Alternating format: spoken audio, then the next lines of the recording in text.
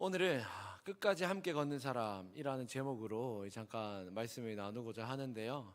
이제 저번 주 월요일을 기점으로 유초등부 성경학교 그리고 청소년부 청년부 수련회를 모두 마쳤습니다. 그래서 수고한 우리 유초등부 선생님들과 또 청소년부 선생님 그리고 청년 부장 집사님 그리고 섬기신 집사님들 생각나시며 함께 기도해 주시고 또 부서들을 위해서도 계속 기도해 주시면 너무 감사하겠습니다. 오늘 어떤 말씀을 전할까 고민하고 생각을 많이 하다가 청소년부 청년부 연합수련회 주제가 혹시 뭔지 아십니까? 예, 동행입니다. 동행하고 그 밑에 작은 글자 있는 거 아십니까? 예, 그래서 제가 여기 있는 겁니다. 하나님과 함께 걷는 삶 이렇게 돼 있고 쉼표 돼 있고 동행 이렇게 돼 있는데요. 청년들한테도 그렇고 청소년부 친구들한테도 동행이 뭘까라는 질문을 굉장히 많이 던졌고, 특별히 이제 수련회 거제 외포교회를 가서 저녁에 누워 있는데 아침 묵상 설교를 준비하는데 나눈 내용을 준비하는데 부끄럽지만 저조차도 동행이 뭔지 모르겠더라고요. 사전적인 의미는 알겠는데 이거 동행을 어떻게 말을 해야 되지? 그래서 옆에 이제 누워있던 우리 청소년부 친구 2명이 있었는데 제가 물어봤습니다. 야, 동행이 뭐냐? 말해라. 폰 게임 한다고 쳐다보지도 않더라고요. 그래서 내가 말 안 하면 너네는 못 잔다. 빨리 동행이 뭐냐 말을 해봐라. 한 명이 말을 해주더라고요. 강사님, 제가 생각하는 동행은 아무것도 하지 않아도 함께 있을 수 있는 것, 그게 동행이라고 하더라고요. 제 머릿속에서 나왔으면 굉장히 멋진 말이었을 텐데 이게 친구가 말해가지고 지금 뺏겼습니다. 그래서 제가 오늘 말씀드리고 싶은 건 이 수련회를 마치면서 그리고 우리 여기 앉아 계신 성도님들에게도 이 동일하게 이 동행, 하나님과 동행하는 삶이 어떤 삶인지, 하나님과 끝까지 함께 걷는 사람은 어떤 사람인지 함께 살펴보고자 합니다. 그렇게 보이시지 않겠지만 중학교 1학년 때 입학을 3월 달에 했는데요. 한 달 동안 왕따를 당한 적이 있습니다. 제가. 네, 그렇게 불쌍한 눈으로 쳐다보지 마시고, 네, 그 다음부터 왕따 안 당했습니다. 왕따를 한 달 동안 당했는데 이유가 뭐였냐면 반에서 학교에서 유일하게 저만 휴대폰을 가지고 있었습니다. 제가 초등학교는 도시에 아주 좋은 초등학교로 나왔고, 중학교는 이 집안의 위기로 인해서 이제 시골에 중학교로 갔는데 정말로 시골이더라고요. 옆에서 학교에 등교를 하는데 정말 소가 막 다니고 그런 시골이었습니다. 시골 학교 가는데 당연히 그런 시골에는 폰이 없잖아요. 저밖에 폰이 없으니까 이 아이들이 처음에는 이제 와 신기하다 하다가 어느 순간 이제 학교에 출근이 아니죠. 학교에 등교를 해도 아는 척을 안 하고 인사도 안 받아주고 밥도 혼자 먹고 그 한 달 시간을 한 2주 정도 보내는데 어느 날 집에 가는데 화가 너무 나는 겁니다. 저는 자존감이 굉장히 높은 사람이었기 때문에 저는 지금은 아니지만 제가 잘생긴 줄 알았습니다. 그래서 내가 못생긴 얼굴도 아니고, 네, 비웃으셔도 됩니다. 근데 대놓고 비웃으셔도 되는데 내가 못생긴 사람도 아니고 그렇다고 내가 막 키가 작은 것도 아니고 왜소한 것도 아니고 내가 못난 게 뭐지? 내가 못난 게 뭔데 내가 이 왕따를 당해야 하지? 그리고 이제 집에 가서 한참을 고민하다가 이제 발상을 전환을 했습니다. 내가 왕따 시켜야겠다. 아이들이 나를 왕따시키는 게 아니라 이제 내가 너네를 왕따시킨다. 그 다음 날부터 너무 편한 겁니다. 그래, 내가 너네한테 말을 안 거는 거야. 너네가 나한테 말을 안 거는 게 아니고. 좀 웃기지 않습니까? 근데 그렇게 한 2주를 보내니까 이 자신감이 생기면서 어느 순간 이제 그 친구들과의 관계가 괜찮아지더라고요. 오늘 본문에 나오는 이 세상에 감당하지 못하는 자, 요게 조금 아이러니합니다. 우리가 읽었던 38절인데요. 이런 사람은 세상에 감당하지 못하느니라 라고 해놓고 그 뒤 이어서 바로 그들이 광야와 산과 동굴과 토굴에 유리하였느니라. 좀 웃기지 않습니까? 세상에 감당할 수 없는 대단한 사람들인데 이들이 살았던 곳은 동굴, 산이라는 겁니다.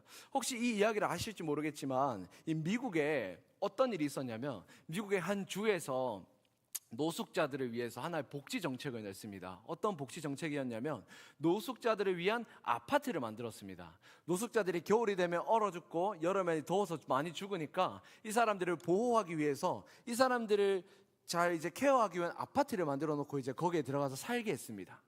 살게 하니까 무슨 일이 일어나는지 아십니까? 이 노숙자들이 데모를 하기 시작합니다. 데모하는 내용은 그렇습니다. 우리에게 자유를 달라. 우리를 집안에 가다 놓지 말고 집안에서 당신들이 정해진 이 집 공간에서 잠은 여기서 자야 됩니다. 밥은 여기서 먹어야 됩니다. 하지 말고 우리에게 자유를 달라 해서 결국에는 다시 그 길바닥에서 노숙생활하는 생활로 돌아갔다라는 뉴스 기사를 본 적이 있는데 좀 어이없지 않습니까? 근데 오늘 본문에서 그렇게 말하고 있는 겁니다. 이 노숙자보다 못한 미천한 이 그리스도인들에게 세상이 감당하지 못한다라고 해놓고 사실은 이 사람들은 노숙자야. 이 사람들은 대단한 사람들이에요. 이 사람들은 멋진 사람들이고 이 사람들에겐 뛰어난 능력이 있어. 근데 이 사람들이 사는 곳은 노숙이야 라고 말하는 겁니다. 오늘 우리가 읽었던 이 성경 본문에서 가장 눈에 들어오는 구절은 단언코 38절입니다. 이런 사람은 세상에 감당하지 못하느니라. 한번 여기서 우리가 곰곰이 생각해 봤으면 좋겠습니다. 세상에 감당하지 못하는 사람은 어떤 사람입니까? 수련회를 마치면 사실 이 설교를 늘 했는데요, 특별히 우리 청년들이랑 청소년부 친구들은 조금 더 잘 들었으면 좋겠는데, 어떤 사람입니까? 세상에 감당하지 못한 사람은 어떤 사람일까요? 한번 깊게 고민해 보셨으면 좋겠습니다. 우리는 보통 세상에 감당하지 못할 사람이라고 말하면 대단한 능력이 있는 사람이라고 표현합니다. 뭐 돈이 많거나 권력이 있거나 아니면 뛰어난 능력을 가지고 있거나 아니면 누군가가 함부로 대할 수 없는 그런 아우라가 있는 사람을 감당할 수 없는 사람이라고 보통 표현합니다. 그런데 오늘 성경이 말하는 세상에 감당하지 못할 사람은 조금 다른 의미로 해석이 되는 것 같습니다. 본문을 자세히 보면 이 사람들은 오히려 세상에서 밀려났던 사람들이었습니다. 광야와 산과 동굴에 토굴에 유리했고 세상의 눈으로 보면 굉장히 루저, 그대로 실패자였습니다. 사람들에게 인정도 못 받았고 어떤 사람들은 죽임까지 당했습니다. 그런데 하나님은 오늘 이들을 보면서 이런 사람은 세상에 감당하지 못하느니라 라고 말하는 겁니다. 이 굉장히 놀라운 역설입니다. 세상은 그들을 밀어냈는데, 세상은 그들을 인정 안 했는데 지금 하나님이 그들을 인정하고 있습니다. 세상은 그들을 실패자로 보고 있는데 하나님이 말씀하고 있는 겁니다. 세상이 너네는 이 사람들을 감당할 수 없다고 말입니다. 오늘 말씀을 통해서 우리가 생각해 보고 싶은 것은 이것 하나입니다. 도대체 어떤 사람이 세상에 감당하지 못할 사람이 되는가? 그리고 저는 오늘 제목처럼 이렇게 말씀드리고 싶습니다. 세상에 감당하지 못할 사람은 끝까지 하나님과 걷는 사람, 우리 수련의 주제를 빌리면 끝까지 하나님과 동행하는 사람이 세상에 감당하지 못할 사람이라고 생각합니다. 32절입니다. 내가 무슨 말을 더하리요? 기드온, 바락, 삼손, 입다와 다윗과 사무엘과 및 선지자들의 일을 말하려면 내게 시간이 부족하리로다. 히브리서 기자는 믿음의 사람들의 이름을 굉장히 나열합니다. 우리는 32절부터 읽었지만 히브리서 11장 1절부터 시작해서 믿음으로 누구누구는, 믿음으로 누구누구는, 믿음으로 누구누구는 계속 이어집니다. 그리고 마지막 말미에 와서 이렇게 말합니다. 2절 한번 보여주시겠습니까? 내가 무슨 말을 더하리요? 기드온, 바락, 삼손, 입다, 다윗 및 사무엘과 선지자들의 일을 말하려면 내게 시간이 부족하리로다. 요약하자면 내가 앞에 믿음으로 누구누구는, 믿음으로 누구누구는 많이 말을 했는데 이제 내가 한 번 더 말을 하려고 하는데 입이 아파서 내가 그만 말할 거다. 내가 더 이상 말을 하지 않아도 너네가 알아들어야 된다라고 말하면서 기드온, 바락, 삼손, 입다, 다윗과 및 사무엘, 선지자들의 일을 말하고 있는 겁니다. 특별히 우리 본문에 나오는 기드온, 바락, 삼손, 입다, 다윗을 한번 생각해 보십시오. 이 사람들은 대단한 사람들이었습니까? 이 사람들은 멋진 사람들이었습니까? 그렇지 않은 사람들이었습니다. 완벽하지 않은 사람들이었습니다. 많이도 볼 것도 없습니다. 우리가 너무나 잘 알고 있는 기도는 어땠습니까? 이 겁쟁이 중에 겁쟁이, 찌질함의 대명사 아닙니까? 하나님 이거 보여주시면 이렇게 하겠습니다 해놓고 보여주니까 하나님 이것까지 해주시면 하겠습니다. 이것까지 해주니까 어떻게 합니까? 이것까지 해주면 진짜 내가 하나님 믿음을 하겠습니다. 이 얼마나 찌질합니까? 있을 수 없는 일을 하나님 보여주셨는데도 계속 보여달라고 말하지 않습니까? 이 뒤에 나오는 바락과 삼손, 입다, 다윗 다 마찬가지입니다. 삼손은 또 어땠습니까? 여자 한 명 때문에 이 나시린의 자리를 자신 스스로 박차지 않습니까? 눈이 뽑히는 벌까지 받지 않습니까? 이 얼마나 미천한 인생입니까? 다윗 심리학자들이, 이 가정정신의학과 교회 다니는 이 의사 선생님들이 다윗은 6가지, 7가지의 질병을 가지고 있었다고 합니다. 그 중에 대표적으로 이 환각, 환청 증세가 있었고, 이 누구보다 이 소심하고 누구보다 대인기피증 환자였다고 합니다. 지금 오늘 그런 사람들을 나열하면서 세상에 감당하지 못할 사람이라고 오늘 본문을 말하고 있는 겁니다. 하나님이 이 사람들을 심지어 어디에 기록하십니까? 믿음장이라는 별명을 가지고 있는 히브리서 11장에 기록하고 있습니다. 여기서 우리는 중요한 사실을 하나 발견할 수 있습니다. 세상에 감당하지 못할 사람은 처음부터 대단한 사람이 아닙니다. 한 번도 실패하지 않은 사람도 아닙니다. 한 번도 흔들리지 않은 사람이 아닙니다. 오히려 부족하고 흔들리고 넘어지기도 했지만 결국 하나님을 떠나지 않았던 그 사람이 세상에 감당하지 못하는 사람입니다. 저희 집에는 독특한 이 여론이 형성이 되어 있습니다. 저희 집은 공부를 못해도 됩니다. 공부를 못해도 되는데 이 음악적인 재능이 없으면 굉장히 서로를 조롱하고 서로를 핍박합니다. 가족끼리 이제 가족 여행하면서 노래를 틀고 가지 않습니까? 노래를 틀었는데 화음을 못 넣는다.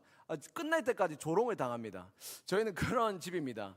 유치원생 때도 유치원생이지 않습니까?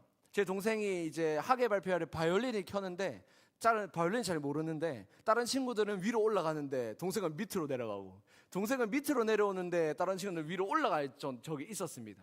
그날 집에 와서 초등학교 2학년이었습니다. 하루 종일 어머니한테 혼났습니다. 아니 너는 도대체 다른 친구들 그렇게 들릴 때 뭐 하는 거냐? 음악적인 이게 재능이 없냐? 달란트가 없냐? 뭐 이런 집입니다.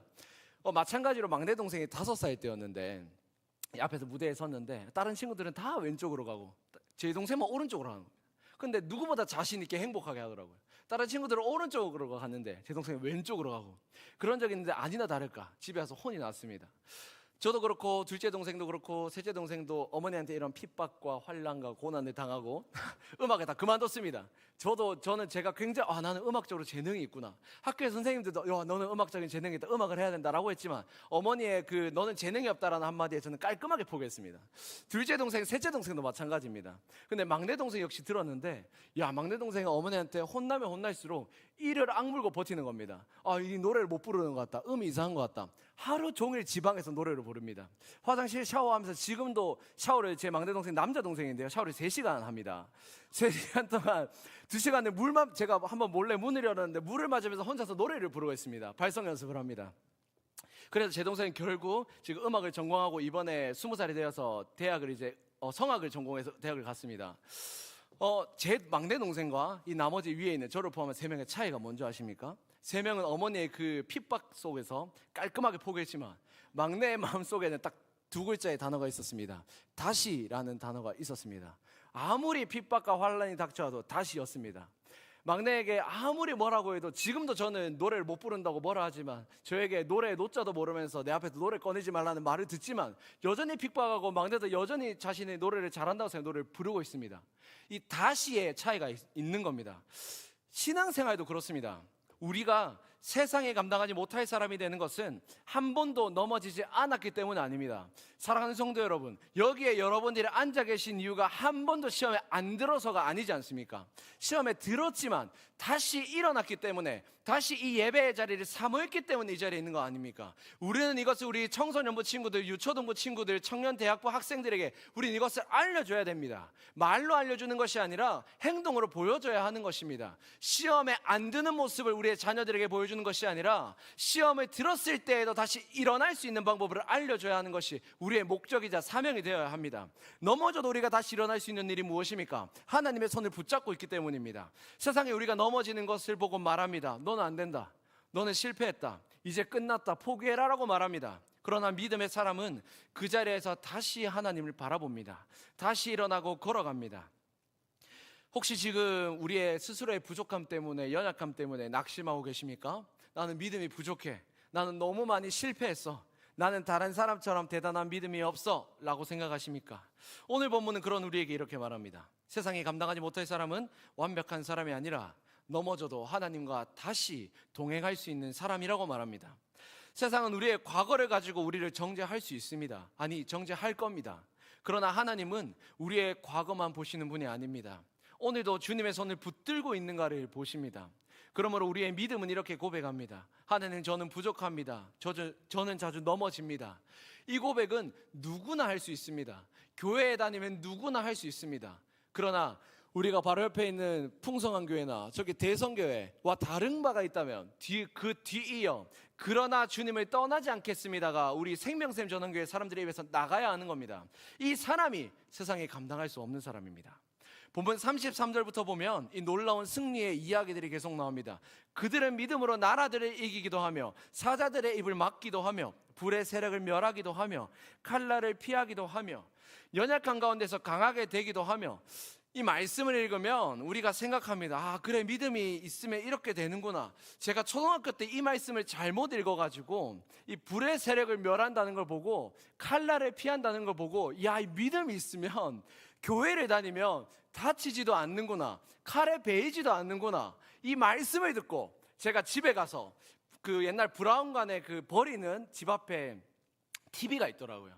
한번 내 믿음을 시험해보자 하고 주먹으로 이 TV 화면의 유리를 내려쳤습니다. 그래서 실제로 지금 여기에 그 칼자국이 남아 있습니다. 그래서 궁금하시다면 보여드릴 수 있는데, 그만큼 믿음이 있다면 이게 가능하다고 있는데, 우리 초등부 친구들 믿음이 있지만 불가능한 것도 있지 않을까 하는 생각을 해봅니다. 근데 제가 말씀드리고 싶은 건, 이 앞에 말씀드렸던 거 보십시오. 이 믿음이 있으면 긍정적인 측면들을 말해주고 있습니다. 나라도 이길 수 있고 사자의 입도 막을 수 있답니다. 심지어 불의 세력도 이기고 본문에 나오는 칼날을 피하기도 한답니다. 그리고 연약한 가운데에서 강하게 된답니다. 이 믿음 가지고 싶지 않습니까? 저라도 이 믿음, 제가 장사를 좀 잘하는데요, 이 믿음도 제가 잘 팔 수 있을 것 같습니다. 실제로 대학교 앞에서 제가 제일 많이 이 꽃을 팔았던 기억이 있는데, 이 믿음 진짜 사고 싶지 않으십니까? 돈을 주고 살 수만 있다면. 그런데 그 뒤에 또 어떤 이야기를 하냐면, 또 어떤 이들은 더 좋은 부활을 얻고자 하여 심한 고문을 받대라는 부분도 있습니다. 네, 한번 넘겨주시겠습니까? 네, 더 좋은 부활을 얻고자 하여 심한 고문을 받되 구차히 풀려나기를 원하지 않는다고 말합니다. 다음 구절입니다. 또 어떤 이들은 조롱과 채찍질 뿐 아니라 결박과 옥에 갇힌 시련도 받았답니다. 믿음을 가지기 원한다면, 믿음이 있는 사람은 이런 시련과 고난도 받는답니다. 지금 아직도 믿음을 사고 싶으십니까? 저는 별로 안 사고 싶을 것 같습니다. 채찍질도 당해야 되고 구차히 목숨을 구걸해서도 안 된다고 합니다. 믿음이 있는 사람은요. 그럼 우리는 여기서 다시 한번 질문할 수 있습니다. 왜 어떤 사람은 이 믿음으로 구원받았는데 어떤 사람은 믿음을 지키다가 죽었습니까? 오늘 분명히 두 가지 사람이 너무 명확하게 등장합니다. 하나님께 믿음을 통해서 사자의 입을 막아서 살아남은 사람, 칼날을 피한 사람도 나오는데, 이 믿음을 지키다가 구차히 목숨을 연명하지 않아서 죽은 사람도 똑같이 나오고 있습니다. 그럼 생각해 보십시오. 사자의 입을 막은 사람은 믿음이 좋은 사람입니까? 반대로 고난당한 사람은 이 믿음이 부족했던 사람입니까? 아니라는 사실을 우리는 잘 알고 있습니다. 성경은 앞에 사람도 믿음의 사람이라 말하고 죽은 뒤에 사람도 믿음의 사람이라고 말합니다. 오늘 우리 본문이 우리에게 주는 아주 중요한 메시지입니다. 믿음은 좋은 결과를 얻는 것이 아닙니다. 믿음은 어떤 결과가 와도 하나님을 떠나지 않는 겁니다. 어떤 결과가 와도 하나님과 동행하는 것입니다. 그게 믿음인 겁니다. 사실 죄송한 말씀이지만 기도한다고 우리의 인생이 바뀌지 않습니다. 하나님을 믿는데도 이 고난이 닥쳐옵니다. 그때 세상은 우리에게 말합니다. 그래도 하나님 믿을 거냐고 말합니다. 그래도 교회에 갈 거냐고 말입니다. 그래도 기도할 거냐고 말입니다. 우리는 그때 이렇게 말해야 됩니다. 그래도 나는 하나님을 떠나지 않겠다는 것이 우리의 고백이 돼야 되는 겁니다. 이 사람이 세상에 감당하지 못할 사람입니다. 왜냐하면 세상이 그 사람을 무너뜨리기 위해 사용하는 것들이 더 이상 통하지 않기 때문입니다. 세상은 이렇게 생각할 겁니다. 어려움을 주면 포기하겠지, 고난을 주면 하나님을 떠나겠지, 가지고 있는 것들을 빼앗으며 하나님을 버리겠지, 믿음을 버리겠지. 그런데 기다립니다. 이 사람은 세상에 어떻게 하겠습니까? 이 사람이 세상이 감당할 수 없다는 겁니다. 사랑하는 성도 여러분, 사자의 입이 막혔을 때만 하나님이 함께 하신 것이 아닙니다. 불에서 나왔을 때만 하나님이 함께 하신 것도 아닙니다. 문제가 해결할 때에만 하나님과 동행한 것이 아닙니다. 문제가 해결되지 않아도, 불에서 나오지 않았더라도, 사자의 굴에 들어갈 때에도 함께 하는 건, 그것이 진짜 동행입니다. 35절에 다시 보겠습니다. 앞부분에 더 좋은 부활을 얻고자 하여, 이 말이 중요합니다. 이 사람들은 왜 그렇게까지 믿음을 지켰습니까? 왜 고난을 당하면서도 하나님을 포기하지 않았습니까? 그들이 고통을 즐겼기 때문일까요? 그들이 특별한 이 강한 정신력을 가지고 있었기 때문일까요? 그들은 이 더 좋은 것을 바라보고 있었기 때문입니다. 세상은 우리에게 늘 강요합니다. 강조합니다. 그것 없이 살 수 없다고 말합니다. 돈 없으면, 성공이 안 되면, 인정받지 못하면, 편안한 인생을 누리지 못하면 성공하지 못했다고 말합니다. 그래서 세상은 이렇게 우리를 위협합니다. 돈을 잃으면 어떡할래? 사람들에게 인정받지 않으면 어떡할래? 사람들에게서 떠나면 어떡할래? 성공하지 못하면 어떡할래? 라고 말합니다. 그런데 믿음의 사람은 다르게 말합니다. 내가 지금 가지고 있는 것보다 더 큰 것이 뭔지 알고 있다고 말합니다. 항상 중고등부 친구들에게 말하는 것이 있습니다. 우리는 동일하게 중고등부 친구들, 유초등부 친구들, 청년들에게 이렇게 말해야 됩니다. 그거 별거 아니야. 살다 보면 그거보다 더 심한 일도 있어. 별거 아니야 라고 제발 말씀하지 마십시오. 지금 이 사람들은, 이들이 처해져 있는 환경은 그들이 처해져 있는 최악의 상황을 겪고 있는 겁니다. 오늘 유초등부 설교를 하면서 유초등부 친구들한테 이 걱정을 적어내라고 했습니다. 이 몇 년 살았습니까? 5살, 5년 살았습니다, 인생. 7년 살았습니다. 뭐 3년 살았습니다. 근데 얘들이요, 걱정을 적어냅니다. 웃기시죠? 이 중고등부 친구들도 동일하게 지금 시대의 이 걱정을 가지고 있을 겁니다. 이 청년들도 나름대로 걱정을 가지고 있을 겁니다. 우리의 시선에서 여러분들의 시선을 봤을 때 이미 지나왔으니 별거 아닌 것처럼 보일지 모르겠지만, 그들은 지금 각자가 있는 위치에서 최선을 다해서 사투하고 있는 겁니다. 그러니 우리는 그들을 향해서 그것이 큰 거 아니라고, 별거 아니라고 말하는 것이 아니라, 그것 너무 큰데 그 큰 것 위에 하나님이 계신다는 것을 알려줘야 됩니다. 취업이 안 중요합니까? 인생에서 성공이 안 중요합니까? 돈이 살아보시니 돈이 인생에서 별로 필요 없으셨습니까? 정말로? 정말로 공부가 필요 없습니까? 정말로 건강만 하면 됩니까? 아니지 않습니까? 그것 너무 중요한데 그것 위에 하나님이 있다는 것을 우리는 알려줘야 되는 겁니다. 그게 세상에 감당할 수 없는 사람으로 키우는 방법인 겁니다. 믿음의 사람은 더 큰 걸 봐야 됩니다. 사랑하는 청년 여러분, 여러분들의 취업하는 것, 여러분들의 성공하는 것, 여러분들의 학점들을 포기하셔야 됩니다. 우리 중고등부 친구 여러분, 여러분들이 가지고 있는 학교의 학원들, 그리고 학교의 성적들, 사람들이 다른 친구들이 공부하고 있을 때에도 그럼에도 포기할 수 있는 것, 그게 세상에 감당할 수 없는 사람이라는 겁니다. 세상 우리에게 학점을 뺏어갈 수 있습니다. 세상은 우리에게 취업을 뺏어갈 수 있습니다. 세상은 우리의 성적을 뺏어갈 수도 있고 친구들을 뺏어갈 수도 있습니다. 그런데 하나 못 뺏어가는 게 있는데, 그게 바로 우리가 하나님을 향한 그 믿음과 사랑은 우리에게서 결코 뺏어갈 수 없다는 겁니다. 이걸 아는 사람이 세상에 감당할 수 없는 사람입니다. 항상 수련회를 마치면 이 다음 세대들에게 그리고 불러주는 찬양이 있는데, 이 바로 행복자에게입니다. 어떤 사람이 행복할까요? 여기까지 들었으니까 하나님과 동행하는 사람이 행복한 사람이다 라고 말할 수 있겠지만, 찬양의 가사를 한번 잘 보시면서 이 시간 우리 중고등부 친구들도 있고 유초등부 친구들도 있고 청년대학부도 있는데, 옆에 근처에 있는 우리 중고등부 청년대학부 그리고 중고등부 유초등부 친구들한테 축복하는 마음으로 함께 손을 뻗어볼까요? 그래서 찬양을 아시면 너무 감사하겠지만, 모른다면 가사를 보면서 이런 삶을 살아, 이런 삶을 살았으면 좋겠어, 이게 하나님과 동행하는 사람이야, 이게 끝까지 하나님 옆에 걷는 사람이야 라는 의미로 같이 찬양할까요? 네, 가사를 한번 잘 보시면 감사하겠습니다.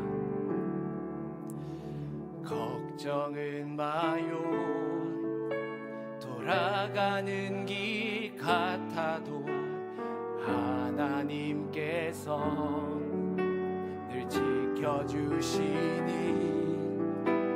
두려워 마요. 홀로 가는 길 같아도 우리가 함께 있으니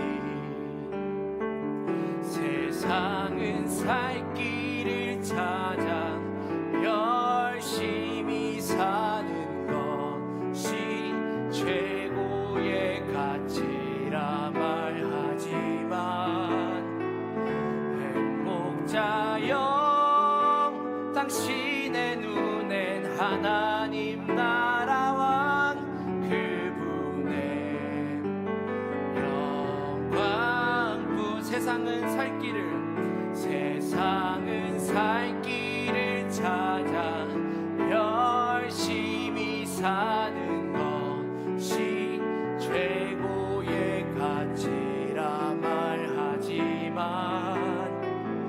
행복자여 당신의 눈엔 하나님 나라와 그분의 영광뿐.